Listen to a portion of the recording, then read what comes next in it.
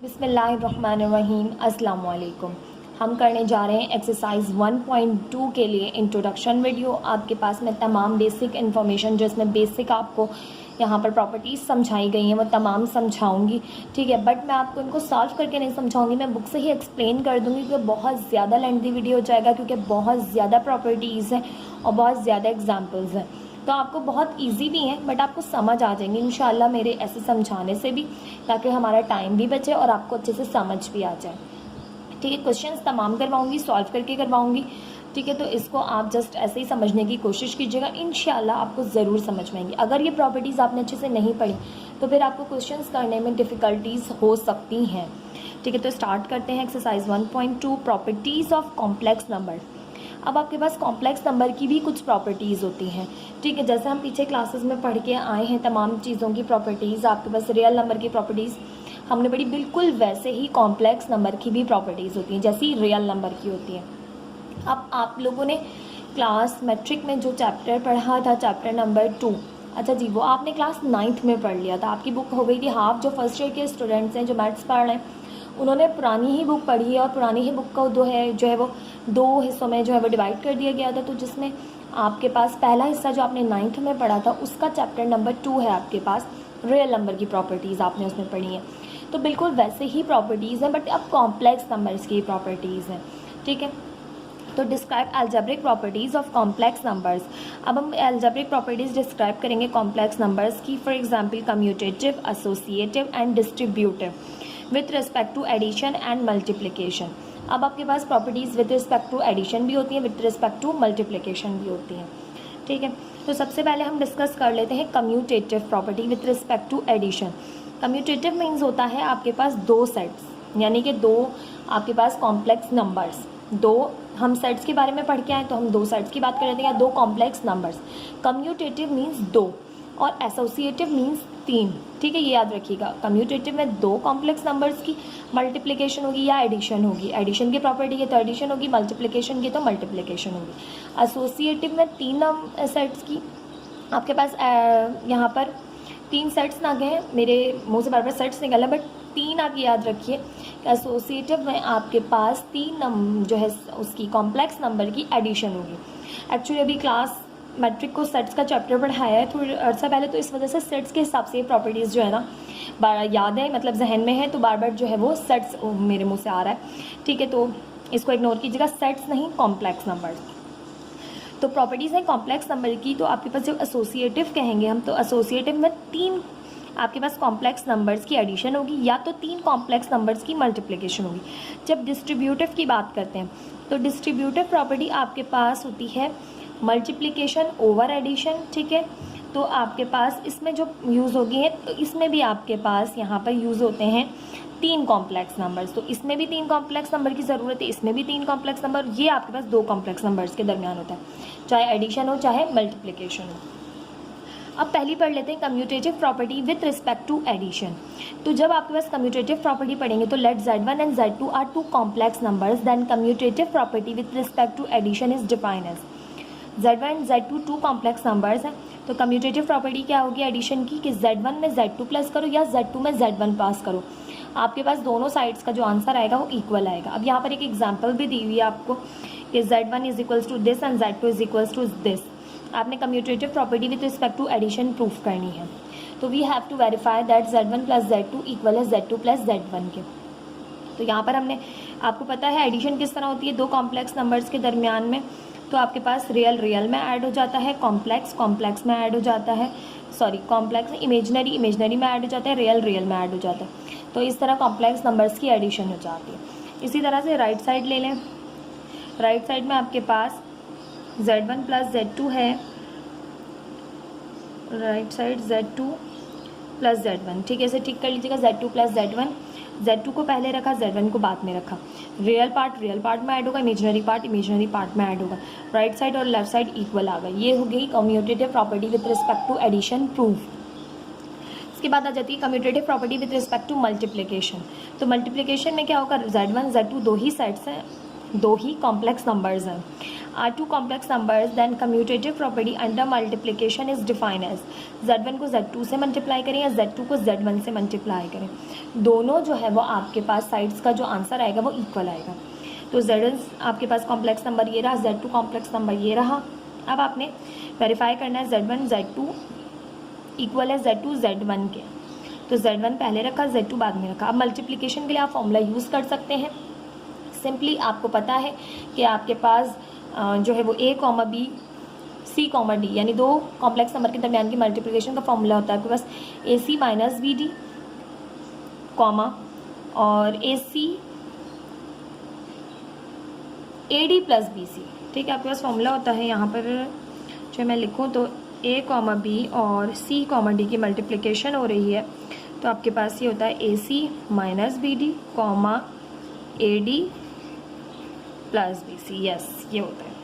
ठीक, तो ये था कॉम्प्लेक्स नंबर के एडिशन का मल्टीप्लिकेशन का आपके पास फॉर्मूला कि दो कॉम्प्लेक्स नंबर्स को जब आपने मल्टीप्लाई करना है तो इस फॉर्मूले से करना है। तो यहाँ पे यही कि हमने A multiply by C minus B multiply by D comma A multiply by D plus B multiply by C। तो सिंपली आपके पास ये आ गया आंसर और ये हो गया Z1 Z2 से मल्टीप्लाई। अब Z2 Z1 से करें तो यही फॉर्मूला अगेन यूज़ करेंगे आपके पास कि AC minus BD comma AD plus BC। तो यही किया तो यही आंसर आया। तो Z1 Z2 बराबर है Z2 Z1 के।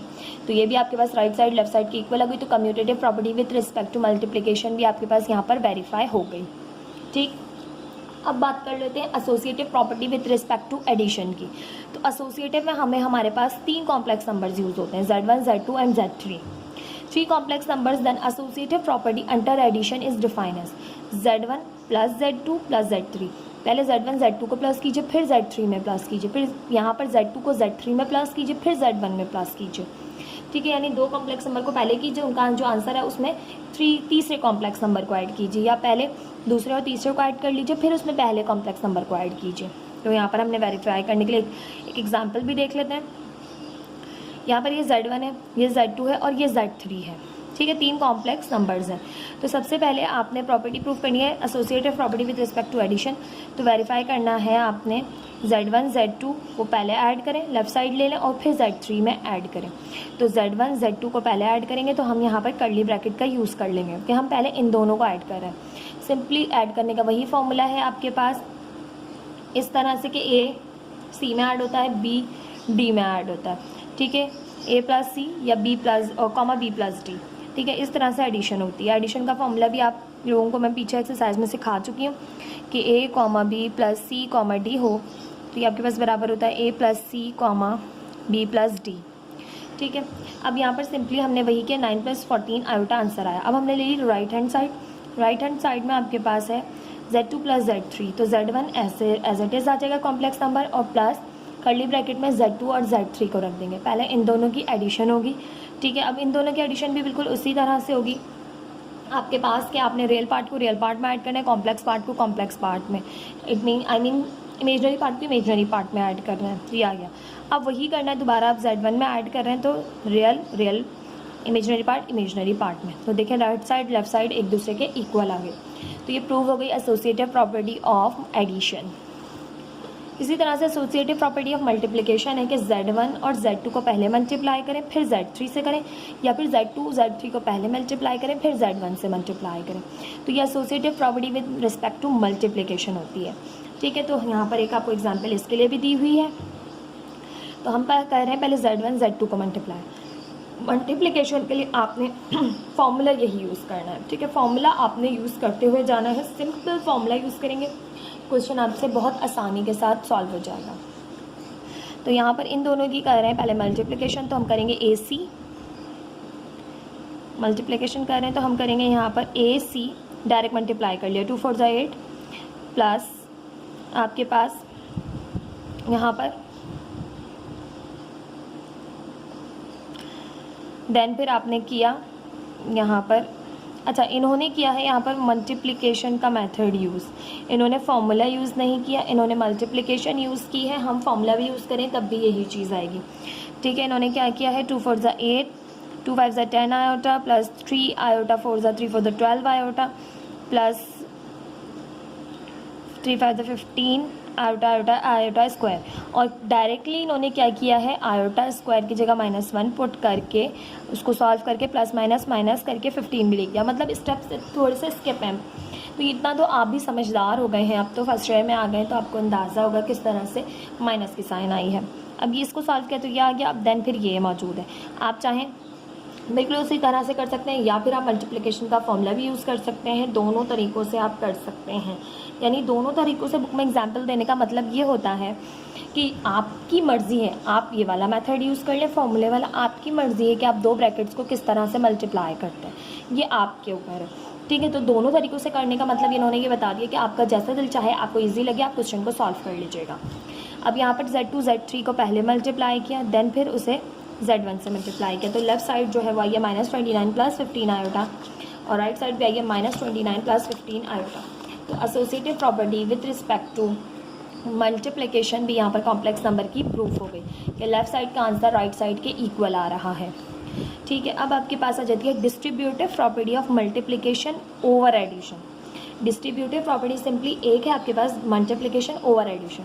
मल्टीप्लिकेशन ओवर एडिशन का मतलब है कि बाहर जो है ब्रैकेट के मल्टीप्लिकेशन की साइन होगी और अंदर जो है वो एडिशन की होगी, और दूसरी साइड पर आपके पास पहले मल्टीप्लिकेशन होगी और बाद में एडिशन। ठीक है, राइट साइड पे पहले एडिशन होगी देन मल्टीप्लिकेशन, यहाँ पर पहले मल्टीप्लिकेशन होगी देन एडिशन। ठीक है, तो दोनों साइड पे पहले जो ऑपरेशन होता है वो दूसरी साइड पे बाद में होता है। तो यहाँ पर आपको दी हुई है एक एग्जांपल, पहले Z1 Z2 को ऐड करेंगे, सिंपली एडिशन के फॉर्मूले से कर लें आप। ठीक है, रियल पार्ट में, इमेजिनरी पार्ट में। ठीक है, एडिशन हो गई सिंपली इन दोनों की। एडिशन होने के बाद अब ये मल्टीप्लाई हो रहा है, तो मल्टीप्लिकेशन का फॉर्मूला यूज़ कर सकते हैं आप यहाँ पर, या फिर डायरेक्टली आप जो है वो पहले नंबर को पहले से, फिर पहले को दूसरे से, फिर दूसरे को पहले से, फिर दूसरे को दूसरे से, इस तरह भी कर सकते हैं। अब ये आ गई आपके पास राइट हैंड साइड, तो Z1 Z2 को पहले आपने मल्टीप्लाई करना है, यानी इन दोनों को Z1 Z2 को मल्टीप्लाई करना है, फिर Z1 को यहाँ पे Z3 से मल्टीप्लाई करना है। करने के बाद देन फिर आपने इन दोनों को ऐड करना है। तब भी देखिए associative property multiplication over addition भी आपके पास यहाँ पर प्रूव होती है कि दोनों साइड्स का आंसर आपके पास इक्वल आएगा। ठीक है, ये तमाम प्रॉपर्टीज़ हो गई आपके पास। अब प्रॉपर्टीज़ के बाद आ जाता है no additive identity and multiplicative identity for the sets of complex numbers. अब आपने एडिटिव आइडेंटिटी बतानी है और मल्टीप्लिकेटिव आइडेंटिटी बतानी है कॉम्प्लेक्स नंबर्स की। अब जैसे हमने पीछे रियल नंबर में पढ़ा था कि आपके पास रियल नंबर्स में जो है वो एडिटिव आइडेंटिटी आपके पास होती है 0 और मल्टीप्लिकेटिव आइडेंटिटी होती है 1। तो यहाँ पर अब कॉम्प्लेक्स नंबर का सेट है, तो कॉम्प्लेक्स नंबर का जब सेट है तो उसमें एडिटिव आइडेंटिटी और मल्टीप्लिकेटिव आइडेंटिटी क्या होगी। तो सिंपली बच्चे घबरा जाते हैं, what is additive and what is multiplicative identity. ठीक है, what is additive and multiplicative identity, इतना सिंपल सा बच्चों ये जो है ना कॉन्सेप्ट है, इतना सिंपल सा कि मैं आपको समझाऊं तो आप कहेंगे कि अब तक हमें क्यों नहीं पता था। जिन बच्चों को नहीं मालूम होगा वो कहेंगे अब तक हमें ये बात कैसे नहीं समझ आई थी।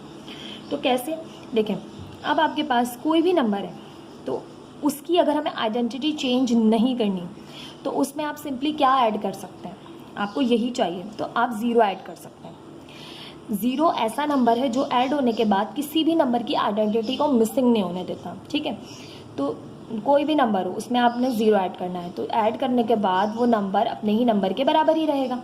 ठीक है, तो 0 is the additive identity, 0 additive identity, यानी 0 को ऐड करने से किसी भी नंबर की आइडेंटिटी पे कोई इफेक्ट नहीं पड़ता। तो 0 is the additive identity, simple. अभी यहाँ कॉम्प्लेक्स नंबर का नहीं बता रही मैं आपको, सिंपल एक कॉन्सेप्ट दे रही हूँ आइडेंटिटी का और एडिटिव आइडेंटिटी का। ठीक है, तो आइडेंटिटी और एडिटिव आइडेंटिटी क्या हो गया आपके पास यहाँ पर 0। आइडेंटिटी सिंपल शनाख्त को कहते हैं, यानी नंबर की कोई शनाख्त मिस ना हो। तो एडिटिव आइडेंटिटी है 0, यानी नंबर को जब कोई नंबर ऐड करें आप किसी भी नंबर में तो वो नंबर चेंज नहीं हो आपके पास सिंपली। तो 0 एक ऐसा नंबर है जिसको ऐड करने से आपके पास नंबर की शनाख्त पर, नंबर की आइडेंटिटी पर कोई फ़र्क नहीं पड़ता। तो 0 इज़ द एडिटिव आइडेंटिटी। इसी तरह से बात करें मल्टीप्लिकेटिव आइडेंटिटी की, तो मल्टीप्लिकेटिव आइडेंटिटी में आपके पास 1 एक ऐसा नंबर है जो नंबर की आइडेंटिटी को मिसिंग नहीं होने देता। ठीक है, अब 0 तो मल्टीप्लिकेटिव आइडेंटिटी नहीं हो सकता, 0 करके देख लें 0 आ जाएगा, तो नंबर तो ख़त्म हो गया। तो नंबर को 1 से मल्टीप्लाई करें, कोई भी नंबर हो, अगर उसकी आइडेंटिटी आपने नहीं मिस करनी तो आप उसे किससे मल्टीप्लाई करें, 1 से। तो 1 is the multiplicative identity and 0 is the additive identity. ठीक है, नंबर की आइडेंटिटी को मिस नहीं होने देता ठीक है, तो एडिशन में 0 एंड मल्टीप्लिकेशन में 1। अगर आपसे एमसीक्यू में पूछ लें तो बहुत ही इजी सा है। एमसीक्यू में बार बार आपसे पूछा जाता है कि भाई व्हाट इज़ मल्टीप्लिकेटिव आइडेंटिटी। आपके पास मल्टीप्लिकेटिव आइडेंटिटी क्या होगी, नंबर नीचे लिख के दे दिया जाएगा। ठीक है, तो सिंपली आपको पता होना चाहिए कि 1 जो है वो मल्टीप्लिकेटिव आइडेंटिटी है और एडिटिव आइडेंटिटी 0 है। अब कॉम्प्लेक्स नंबर की बात कर लेते हैं।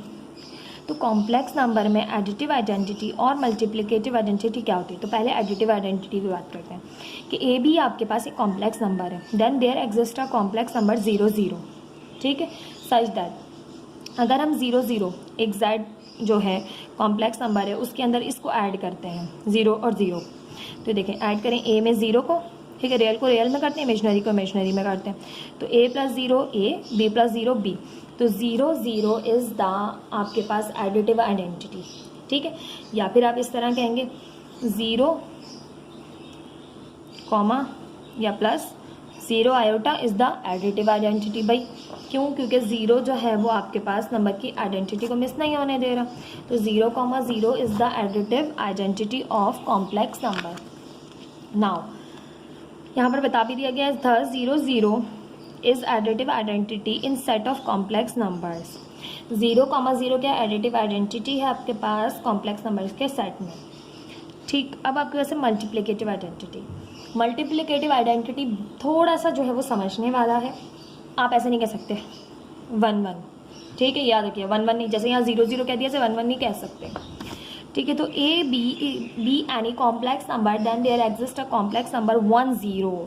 अब 1 0 है आपके पास मल्टीप्लिकेटिव आइडेंटिटी। कैसे, तो प्रूफ कर लेते हैं। भाई ए बी एक आपके पास कॉम्प्लेक्स नंबर है, उसको मल्टीप्लाई करना है 1 0 से।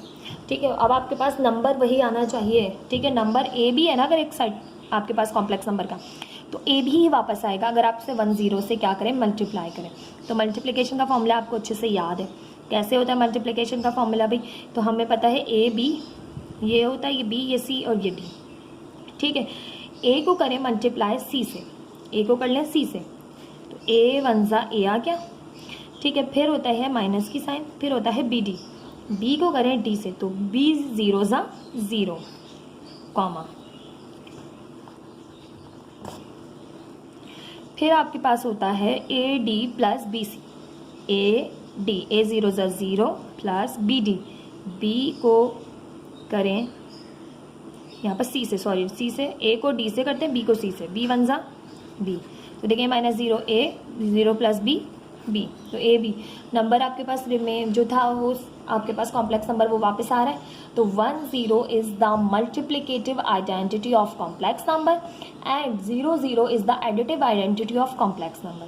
तो ये आपने बात याद रखनी है, ये वाली, ठीक है, और ये वाली एमसीक्यू पॉइंट ऑफ व्यू से मोस्ट इम्पॉर्टेंट जो है ना ये एमसीक्यू है। ठीक है, अब आ जाते हैं आगे, आपके पास है find additive inverse and multiplicative inverse of a complex number z। अब भाई एडिटिव इनवर्स फाइंड करना और मल्टीप्लिकेटिव इनवर्स, अभी हमने आइडेंटिटी देखी थी, एडिटिव आइडेंटिटी और मल्टीप्लिकेटिव आइडेंटिटी। अब हम इनवर्स देख रहे हैं, इनवर्स उलट को कहते हैं। तो एडिटिव इनवर्स क्या होगा, तो सिंपली एडिटिव इनवर्स आपको पता है भाई माइनस प्लस का है तो माइनस का होगा, लेकिन यहाँ पर आपने प्रूफ कर कर दिखाना होता है, प्रूफ करके दिखाया गया है बुक में, क्योंकि कोई चीज़ चेंज भी हो सकती है। अब हम ये कह देते भाई मल्टीप्लिकेटिव आइडेंटिटी 1 1, हमने तो अपना जो कॉन्सेप्ट था हमने वो बताया ना 1 1, तो देखा आपने 1 0 था, तो इसी तरह से चेंज ना हो इसलिए हम यहाँ पर प्रूफ्स देख लेते हैं। Additive inverse of complex numbers. A complex number CD is called the additive inverse of the complex number AB. कह रहे CD क्या है, additive inverse है किसी भी complex number AB का। If AB A, B plus C, D, additive आपके पास identity क्या है 0 0, तो इसको 0 0 के इक्वल लिया। अब यहाँ पर देखें A, B plus C, D, तो A C में ऐड हो जाएगा, B D में ऐड हो जाएगा, तो A प्लस सी भी 0 के बराबर है, B प्लस डी भी 0 के बराबर है, दोनों को 0 के बराबर लिया, तो C की वैल्यू आई -A और D की वैल्यू आई -B, तो -A और -B आपके पास क्या है, एडिटिव इनवर्स है। तो additive inverse of A plus iota B is -A minus iota B। तो याद रखिए additive inverse of 0 0 is 0 0, additive inverse किसी भी ज़ीरो कॉम्प्लेक्स नंबर्स के सेट का 0 0 ही होगा, और एडिटिव इन्वर्स किसी भी कॉम्प्लेक्स नंबर ए बी का -a -b होगा। ठीक है, समझ आ गई बात। अब यहाँ पर आपको एडिटिव इन्वर्स बताया गया है, जैसे कॉम्प्लेक्स नंबर का 6 - 4 आयोटा है तो इसका होगा -6 + 4 आयोटा, साइन पलट जाएगी। ठीक है, सिंपली साइन पलट जाएगी, -6 + 4 आयोटा, -14 आयोटा का +14 आयोटा। ठीक, अब आ जाते हैं multiplicative inverse of a complex number पर, कि मल्टीप्लिकेटिव इन्वर्स कॉम्प्लेक्स नंबर्स के क्या होते हैं। ठीक है, अब एडिटिव इन्वर्स समझ आ गया आपको, मल्टीप्लिकेटिव इन्वर्स भी बहुत ईजी है, बट यहाँ पर मल्टीप्लिकेटिव इन्वर्स आपने जिस तरह ये फाइंड किया है इसी तरह फाइंड करेंगे, पहले डायरेक्ट नहीं कह देंगे हम, उलट सिंपल। ठीक है, तो यहाँ पर है आपके पास the multiplicative inverse of a non zero complex number z denoted as z inverse और z1/z। ठीक है, is a complex number such that z inverse is equal to z inverse z equal है 1 0 के, क्योंकि भाई इन आपके पास 1 0 के अब इक्वल होता है ना, मल्टीप्लिकेटिव आइडेंटिटी 1 0 के इक्वल है तो इसके इक्वल ले लेंगे। अब आपके पास as the multiplicative inverse of a complex number z और 1/z where z not equals to 0 0, 1/z ले लिया। ठीक है, 1/z a प्लस आयोटा भी है ना, अगर आपके पास z क्या है, सिंपली a प्लस आयोटा भी, तो 1/z क्या होगा, 1/a प्लस आयोटा भी। अब डिनोमिनेटर में आयोटा नहीं होना चाहिए तो इसके कॉन्जुगेट से मल्टीप्लाई भी किया, डिवाइड भी किया, ऊपर आ गया a माइनस आयोटा भी और नीचे आ गया a प्लस आयोटा भी, a माइनस आयोटा भी, तो सिंपली a का स्क्वायर आयोटा b का स्क्वायर। अब आयोटा b का स्क्वायर करेंगे आपके पास, तो यहाँ पर सिंपली ये फॉर्मूला लग जाएगा कि a माइनस आयोटा b बराबर है a square minus iota b का होल स्क्वायर। ठीक है, अब आयोटा का स्क्वायर -1 के बराबर हुआ और b स्क्वायर हो गया। अब -1 माइनस माइनस प्लस हो गया और b स्क्वायर आ गया, तो इसी तरह से a प्लस b स्क्वायर आ गया। कि आपने क्या किया, कुछ बच्चों के लिए करवाना पड़ जाता है, क्योंकि देखें हर बच्चा इक्वल नहीं होता, हर बच्चे को थोड़ा सा टाइम लगता है समझने के लिए। ठीक है, हर एक की जो समझने की कैपेबिलिटी है वो थोड़ी थोड़ी डिफरेंट होती है, कोई एक दफ़ा में समझ जाता है, कोई लिखो तो समझता है, कोई आप समझाएं जस्ट इशारे से तब भी समझ जाता है। ठीक है, तो यहाँ पे a square minus as it is ये हो गया आयोटा स्क्वायर की जगह -1 और ये b स्क्वायर, अब माइनस माइनस हो गया प्लस b स्क्वायर आ गया, तो इस तरह से आया। अब आपने a को अलग a square plus b square दिया, आयोटा b को a square plus b square अलग से दिया, तो मल्टीप्लिकेटिव इन्वर्स आपके पास क्या आ गया, किसी भी नंबर का ये। अगर आपने फाइंड करना है मल्टीप्लिकेटिव इन्वर्स किसी भी नंबर का, ये फॉर्मूला यूज़ करेंगे। अब फॉर्मूला याद रखिएगा, इसमें तो आपने डायरेक्ट साइन पलट दी, आ गया आपके पास, बट यहाँ पर ये फॉर्मूला यूज़ करेंगे तभी आप किसी भी कॉम्प्लेक्स नंबर का मल्टीप्लिकेटिव इन्वर्स फाइंड कर सकेंगे। ठीक है, क्लियर है बात मेरी। अब यहाँ एक एग्जांपल भी दी हुई, ये आपके पास z है यानी कि कॉम्प्लेक्स नंबर है। अब आपने इसका इन्वर्स फाइंड करना है, तो ये a है ये b है। ठीक है, तो आपने क्या किया, a/a square plus b square minus b a square plus b square, 5 25 plus 9 -3 25 plus 9, तो 5/34 comma -3/34 is the multiplicative inverse of this complex number. Clear. अब मज़ीद आपके पास कुछ और एग्जांपल्स हैं।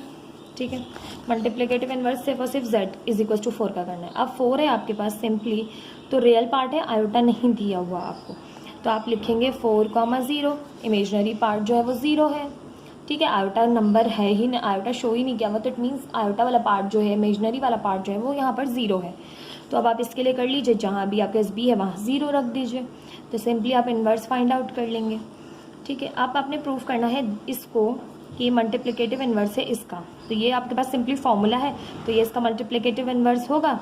ठीक है, आप यहाँ पर जो है वो बिल्कुल सिंपली जैसे मैंने यहाँ पर प्रूव करवाया था, ये सिंपली वही क्वेश्चन है, जस्ट आपको घुमा के दे दिया गया है, तो आपने यहाँ पर इसको खुद से अच्छे से समझ लेना है, बिल्कुल वैसे ही है।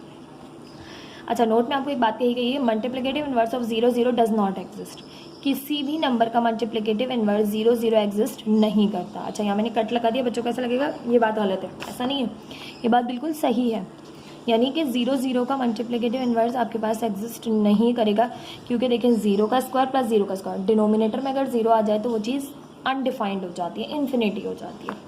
ठीक है, तो इसलिए मल्टीप्लिकेटिव इन्वर्स 0 0 का नहीं होता। क्लियर। तो ये भी एमसीक्यू पॉइंट ऑफ व्यू से बहुत अहम इंपॉर्टेंट बात थी जो आप याद रखेंगे। अच्छा जी, अब आ जाता है आपके पास कुछ प्रॉपर्टीज़ दे दी गई हैं, 4 प्रॉपर्टीज़ हैं जिनको आपको बुक में प्रूफ भी कर दिखाना है। अब आपको मैं ये करवा अगर दूँ तो देखिए वैसे ही वीडियो जो है वो बहुत लंबी होती चली जा रही है। अभी भी आपके पास काफ़ी सारे इसमें टॉपिक्स मौजूद हैं जिनको मैंने अभी एक्सप्लेन करना है, देन फिर एक्सरसाइज 1.2 आएगी।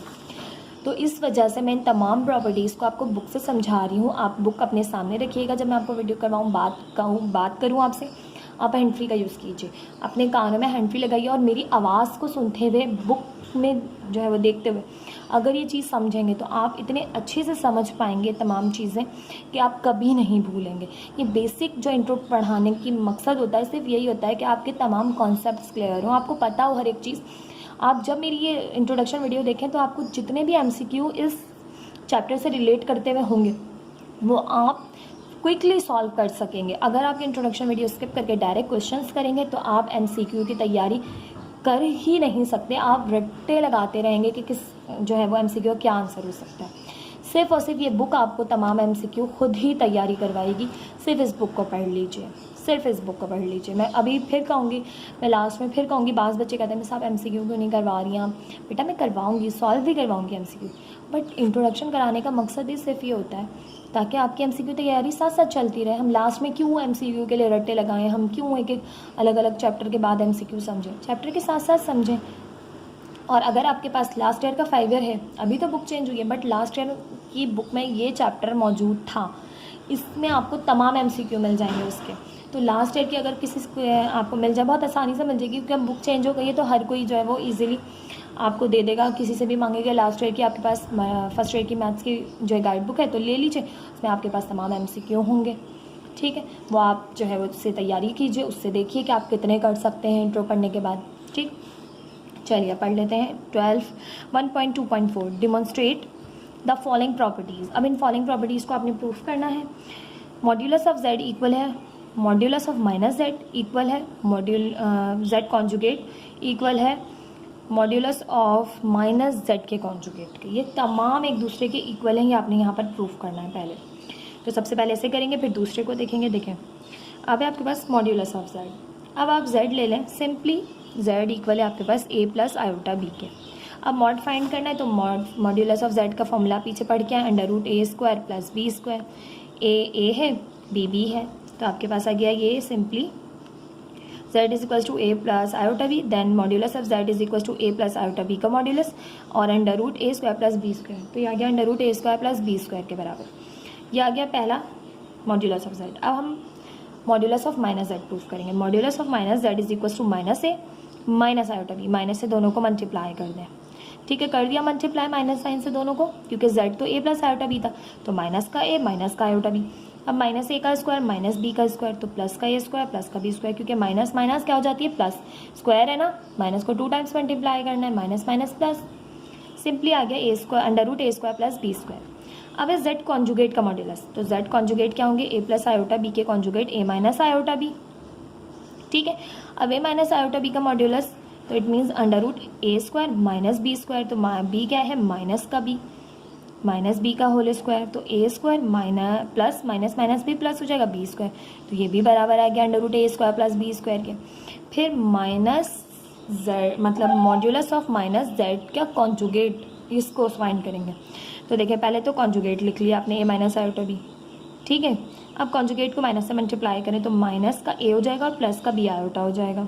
ठीक है, साइन कैसे चेंज हुई कि आपने माइनस से मल्टीप्लाई किया कॉन्जुगेट को, तो यहाँ पे देखिए माइनस का a² प्लस b², तो minus minus plus b² √a² plus b², तो सब एक दूसरे के इक्वल आ गए। तो आपने प्रूफ कर दिया कि ये चारों एक दूसरे के क्या होते हैं, इक्वल होते हैं। अब इसी तरह से प्रॉपर्टी 2 है z कॉन्जुगेट का कॉन्जुगेट बराबर है z के और z multiply by z conjugate equal है मॉड्यूलस ऑफ z का होल स्क्वायर के, मॉड्यूलस ऑफ z का स्क्वायर के। या फिर आपके पास कह रहे हैं z1 प्लस z2 का होल कॉन्जुगेट बराबर है z1 conjugate plus z2 conjugate के, तो ये भी प्रूफ करना है आपने। सिंपली कॉन्जुगेट के कॉन्जुगेट फाइंड करेंगे तो सबसे पहले a प्लस आयोटा b है तो ये हो जाएगा a minus iota b। Again conjugate find करेंगे तो again a minus iota b से आ जाएगा a प्लस आयोटा b। तो देखें a plus iota b z के ही बराबर है a प्लस आयोटा b, वही चीज़ आ गई। तो यानी आपने प्रूफ कर दिया कि z कॉन्जुगेट के कॉन्जुगेट बराबर होते हैं z के। अब आपके पास है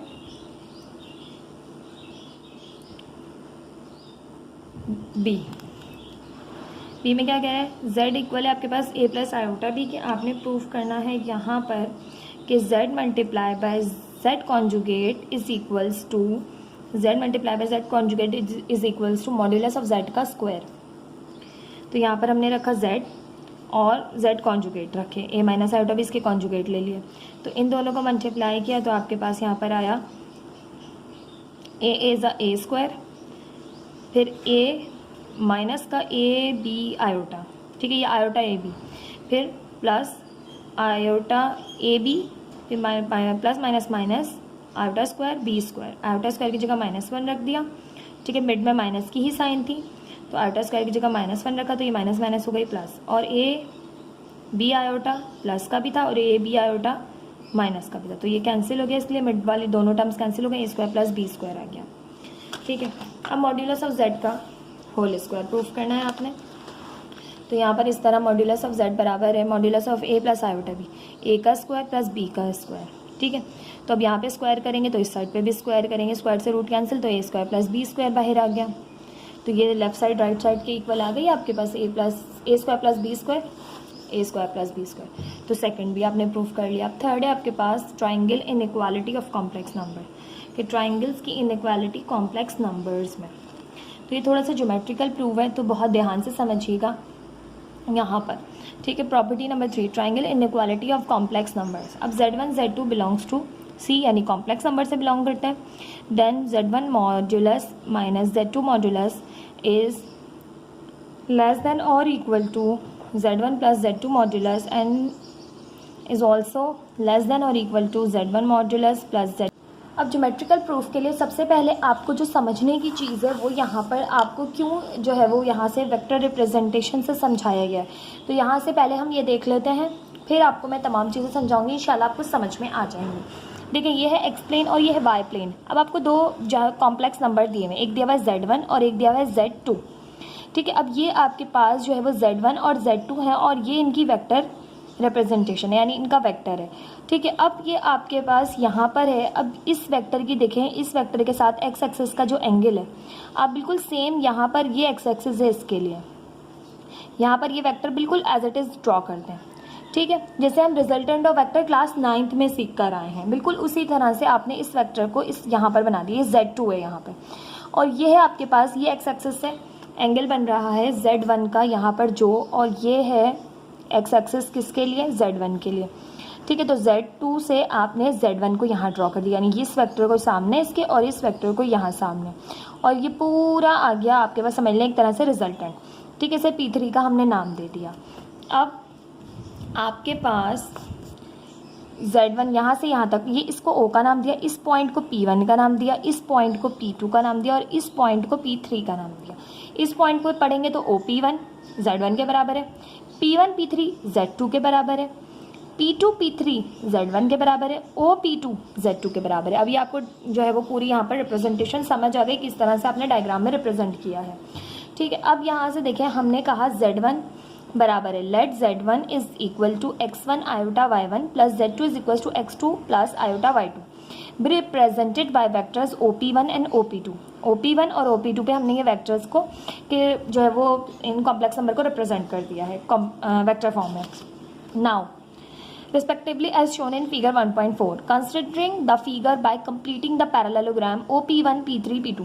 अब आपने पैरेललोग्राम कंप्लीट कर लिया। अब ये पैरेललोग्राम देखिए कंप्लीट हो गया आपके पास। पैरेललोग्राम ऐसी आपके पास फिगर होती है जिसमें आपके पास अपोजिट साइड्स तो बराबर होती हैं, जैसे रेक्टेंगल होती है ना, अपोजिट साइड्स बराबर होती है, रेक्टेंगल है, बट रेक्टेंगल की पहचान ये है कि इसमें 90 डिग्री का एंगल बनता है, और पैरेललोग्राम की पहचान ये है कि अपोजिट एंगल्स बराबर होते हैं, ठीक है। यानी ये एंगल इस एंगल के बराबर और ये एंगल इस एंगल के बराबर होगा, ठीक है। अगर अपोजिट एंगल इक्वल हो और 90 डिग्री के इक्वल नहीं होते तो ये पैरेललोग्राम की डायग्राम है, ठीक है। तो पैरेललोग्राम आपने कंप्लीट कर लिया। अब इन ट्राइंगल OP1 P3, अब इस ट्राइंगल के अंदर देखें OP1 P3, ये एक ट्राइंगल है, ठीक है। OP1 P3 मैं बाकी सब रेस कर दूं ताकि आपको समझ आ जाए बात।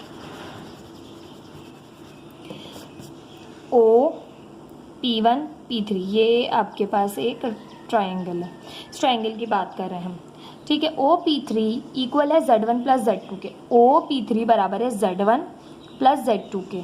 ठीक है। अब आपने कहा since sum of the length of any two sides of a triangle is greater than the length of the third side. अब हम ये बात जानते हैं कि ट्राइंगल की दो साइड्स की लेंथ का सम बराबर होता है तीसरे साइड की लेंथ के सम के, तीसरे साइड की लेंथ में। ठीक है, सम में नहीं। तो हम जानते हैं कि sum of the length of two sides of a triangle is greater than the length of the third side.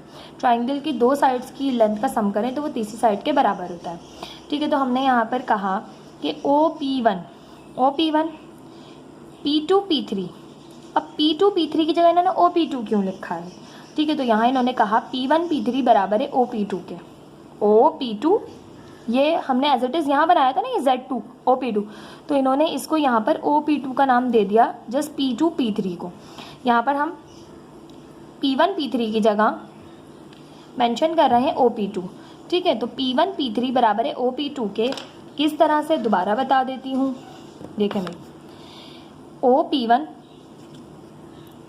P1 P3 बराबर होना चाहिए OP3 के।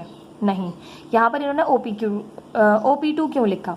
तो ये OP2 है, यही हमने यहाँ बनाया था Z2 पूरा उठा के यहाँ पर, तो इसको इन्होंने P1 P3 को OP2 का नाम दे दिया। तो यहाँ पर इन्होंने हिंट भी दे दी कि P1 P3 OP2 के बराबर ही है। तो इसकी जगह हमने यहाँ लिख लिया OP2 is greater than OP3। तीसरी साइड यही है ना, तीसरी साइड, इन दो साइड्स का सम बराबर है इस अकेली साइड के। तो देखें OP1 Z1 है, OP2, अब ये जो OP2 है, ये OP2 का भी नाम दे सकते हैं ना, हम इसे OP2 भी लिख लें साथ साथ, आपको पता रहे भाई OP2 यही ड्रॉ किया, तो ये OP2 भी है, तो OP2 Z2 के बराबर है। ठीक है, इज ग्रेटर देन, अब ये दोनों, ये किसका सम है? तो ये Z1 और Z2 दोनों का सम है, तो Z1 Z2 दोनों मॉड्यूलस के अंदर आ गए। ठीक है, सो इन फिगर 1 अगेन, अब देखें ट्राइंगल OP1 P2, अब ये वाली देख लें आप, OP1 P2 ये वाली ट्राइंगल। ठीक है, इसमें देखें तो आपके पास OP2 बराबर है किस? OP2 प्लस P2 P1, एक साइड ये है, एक साइड ये है OP2, एक साइड ये है P2 P1 is greater than OP1, तो ये ग्रेटर होगी OP1। ठीक है, तो यहाँ पर हमने ये जो है आपके पास OP2 ये यहाँ ऐड हो रहा है, दूसरी साइड पे जाकर सब्ट्रैक्ट करिएगा, इसको उस तरफ ले गए। ठीक है, तो ये हो गया P2 P1 is greater than OP1 minus OP2। ठीक है, अब यहाँ देखें P2 P1 किसके बराबर है? तो P2 P1 किसके बराबर है? तो हमने क्या करना है, हमने Z1 में से Z2 को माइनस करना है, Z1 माइनस Z2, क्योंकि P2 P1 है, P2 पहले है, तो Z1 माइनस Z2 आ गया, is greater then OP1 Z1 के बराबर है, OP2 Z2 के बराबर है, और दोनों के दरमियान माइनस की साइन आ गई। ठीक, अब यहाँ पर देखें भाई, अब हमने क्या किया, हमने Z1 माइनस Z2 को इस तरफ कर लिया, जब हम पलटते हैं इनइक्वालिटी की साइन चेंज हो जाती है, तो ये यहाँ चला गया, ये वहाँ चला गया। ठीक है, ये साइन आपकी पलट गई, तो replacing Z2 by minus Z2 we get, अगर हम रिप्लेस कर दें Z2 को माइनस Z2 से, तो हमारे पास हमें मिल जाएगा यहाँ पे Z1 माइनस Z2, और मॉड्यूलस ऑफ Z2 जो है वो पॉजिटिव ही होता है, और Z1 माइनस Z2, तो माइनस माइनस हो गया plus. Combining inequalities equation 1 and 2 and rearranging. अब जो आपको प्रूफ करना था वो आपने यहाँ पे प्रूफ कर दिया। देखें Z1 modulus minus Z2 modulus is less than Z1 plus Z2 modulus is less than Z1 plus Z2 modulus की, यानी कि आपके पास यहाँ पे आपने ये प्रूफ कर दिया जो आपको यहाँ पर प्रूफ करने के लिए कहा गया था। ठीक है, अब आपने ये अगर यहाँ पे समझ ली थी फिगर, तो आप बहुत आसानी से ये तमाम चीज़ें यहाँ पर सीख जाएंगे। ठीक है, तो यहाँ पर अब आपके पास जब भी ये साइन लगी हुई, तो इसका मतलब होता है लेस देन और इक्वल टू। तो ठीक है, यहाँ पर आपके पास लेस देन और इक्वल, यानी ये इसके तकरीबन से छोटा और तकरीबन जो है वो इसके बराबर है, इससे छोटा है मगर तकरीबन इसके बराबर है, तो सबसे बड़ी वैल्यू जो है वो इसकी आएगी आपके पास यहाँ पर। ठीक है, अब आपके पास है एंड, और आपसे कहा जा रहा है Z1 Z2 belongs to complex number, Z1 Z2 जो है वो कॉम्प्लेक्स नंबर से बिलोंग कर रहे हैं। ठीक है, अब प्रॉपर्टी नंबर आ गई आपके पास 4। प्रॉपर्टी नंबर 4 में कह रहे हैं Z1 Z2 conjugate, Z1 multiply by Z2 whole conjugate बराबर है Z1 conjugate multiply by Z2 conjugate. ठीक है। और यहाँ पर आपने प्रूव करना है Z1 डिवाइडेड बाय Z2 का होल कॉन्जुगेट बराबर है Z1 conjugate divided by Z1 conjugate और Z2 is not equals to 0। ठीक है, बिल्कुल इसी तरह से प्रॉपर्टीज़ हैं। अब आपने 1 बाय 1 प्रूफ करनी है, तो यहाँ पर आपने Z1 Z2 को पहले मल्टीप्लाई करना है। ठीक है, मल्टीप्लाई करने के बाद आपने कॉन्जुगेट्स लेने हैं। ठीक है, और यहाँ पर पहले कॉन्जुगेट लेने हैं इसके, फिर इसके कॉन्जुगेट लेने हैं, देन फिर दोनों को मल्टीप्लाई करना है, तो आपका आंसर जो है वो सेम आएगा। ठीक है, तो ये आपको Z1 दे दिया, ये आपको Z2 दे दिया। आपने दोनों को यहाँ पर कर लिया मल्टीप्लाई करने के बाद यहाँ पर आपके पास ये चीज़ आ गई। अब आपने Z1 Z2 का होल कॉन्जुगेट मालूम करना है, तो होल पे कॉन्जुगेट लगाया तो बीच की साइन जो है वो चेंज हो गई, माइनस में आ गई। इसी तरह से Z1 का कॉन्जुगेट फाइंड किया, Z2 का अलग कॉन्जुगेट फाइंड किया, कर लिया। अब दोनों को मल्टीप्लाई कर लिया, तो ये आ गया AC minus BD minus BC plus AD। ये आ गया आपके पास, दोनों का आंसर बिल्कुल सेम। इसी तरह से सेकंड को प्रूफ करेंगे, Z1 को Z2 से डिवाइड करेंगे। डिवीजन का फॉर्मूला आप अच्छे से जो है वो यहाँ पर जानते हैं कि ये, अच्छा इन्होंने यहाँ पर जो है वो सिंपली ए है, ये आपके पास Z1 है, ये Z2 है, तो इन्होंने इसके कॉन्जुगेट से मल्टीप्लाई डिवाइड करवा दिया है। ठीक है, आप डिवीजन का फॉर्मूला भी यूज़ कर सकते हैं आपके पास, उससे भी दोनों का आंसर जो है वो यही आंसर आएगा।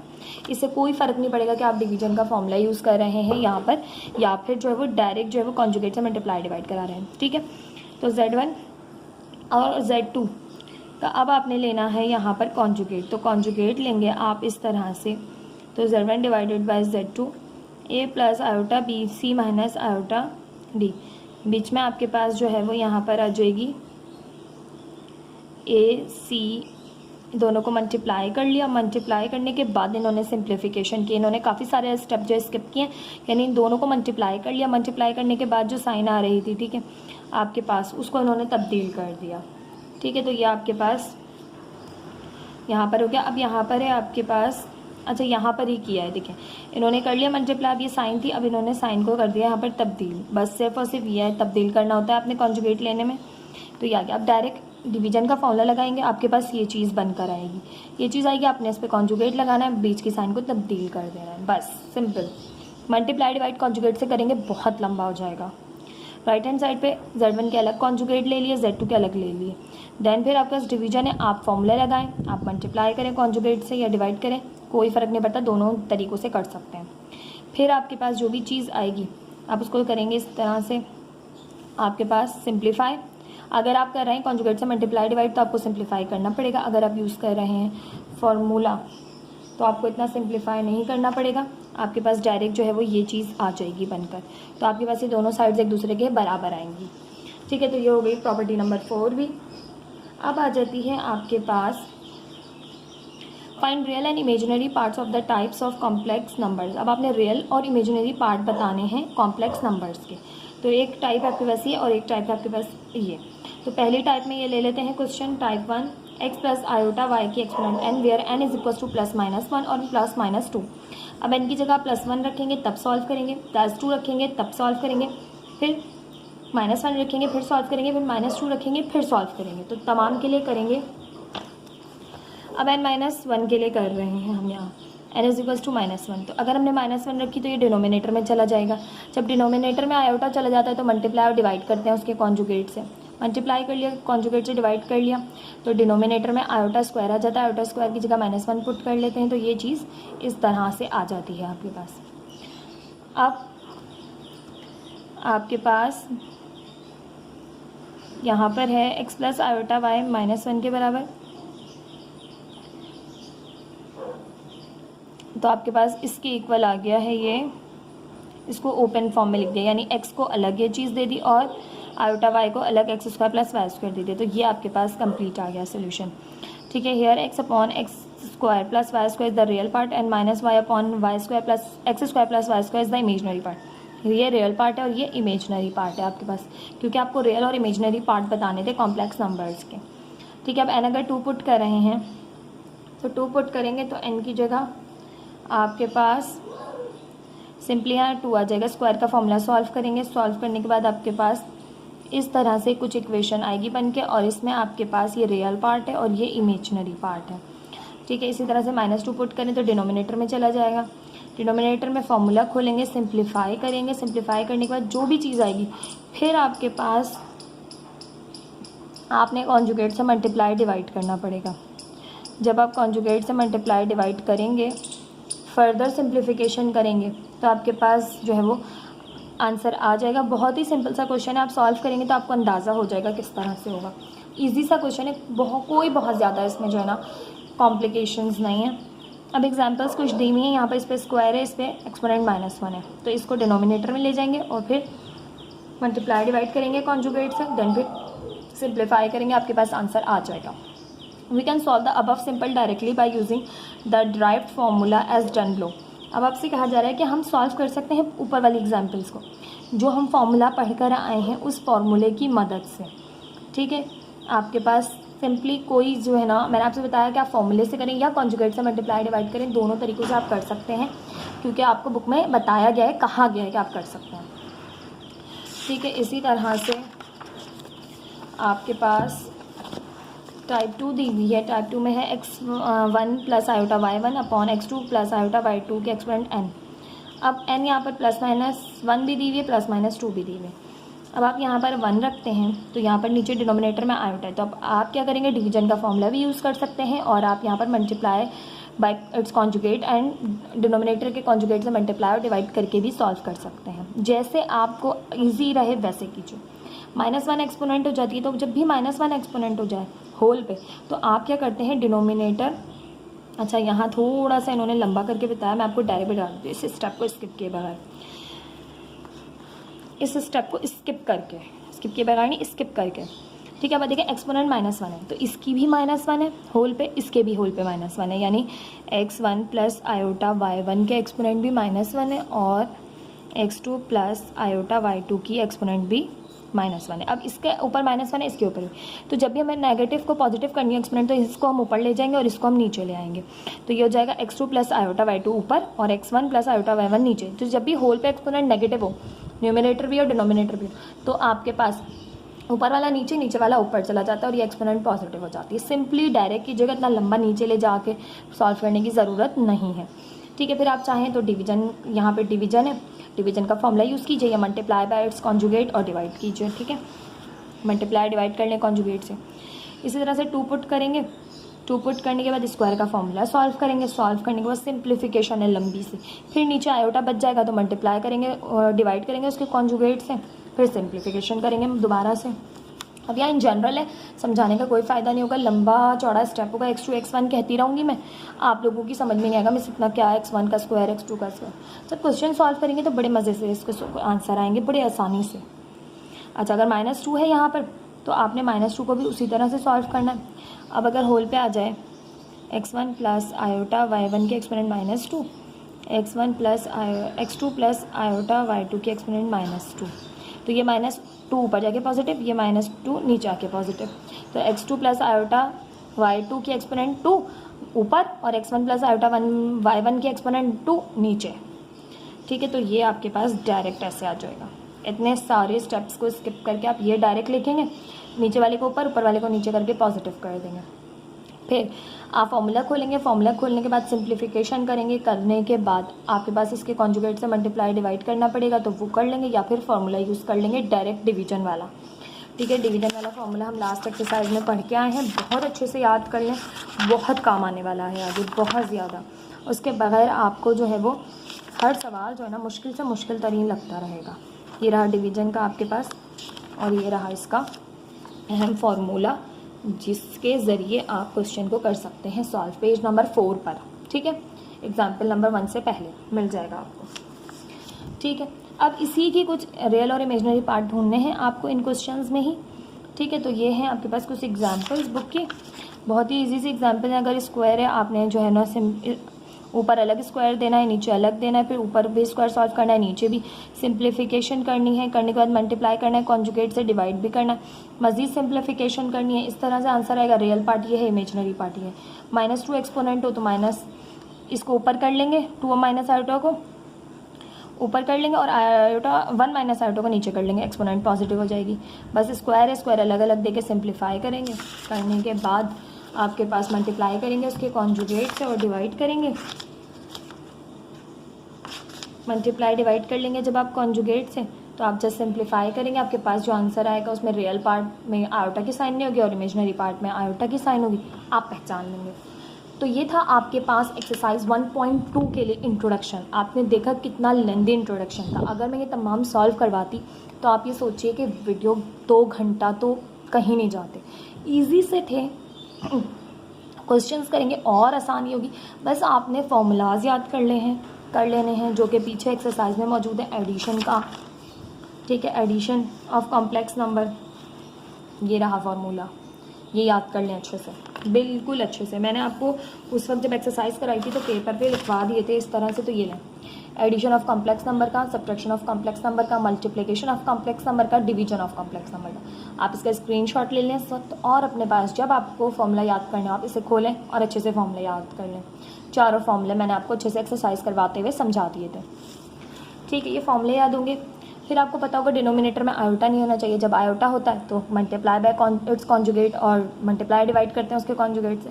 तो कॉन्सेप्ट्स क्लियर रखिए, इंशाल्लाह एक्सरसाइज बहुत आसानी के साथ हम सॉल्व करेंगे, ठीक है। ये इंशाल्लाह नेक्स्ट वीडियो में एक्सरसाइज 1.2 स्टार्ट करेंगे। वीडियो को लाइक, चैनल को सब्सक्राइब ज़रूर कीजिएगा, अप्रिशिएट कीजिएगा इंट्रोडक्शन वीडियो को। अगर इंट्रोडक्शन वीडियो पे ज़्यादा जो है वो बच्चे इसको अप्रिशिएट नहीं करेंगे, ज़्यादा बच्चे नहीं देखेंगे, तो देखें इंट्रोडक्शन वीडियो बनाने में कम से कम जो है ना टाइम वो 1 से 2 आवर लग जाता है अक्सर। तो आपको जब ये वीडियो अगर आप इसको नहीं अप्रिशिएट करेंगे, नहीं पसंद करेंगे, तो मैं डायरेक्ट एक्सरसाइज करवाऊँगी फिर, क्योंकि बच्चे जब देख ही नहीं रहे, बच्चे जब जानना ही नहीं चाहते एक चीज़, तो मेरे करने का क्या फ़ायदा।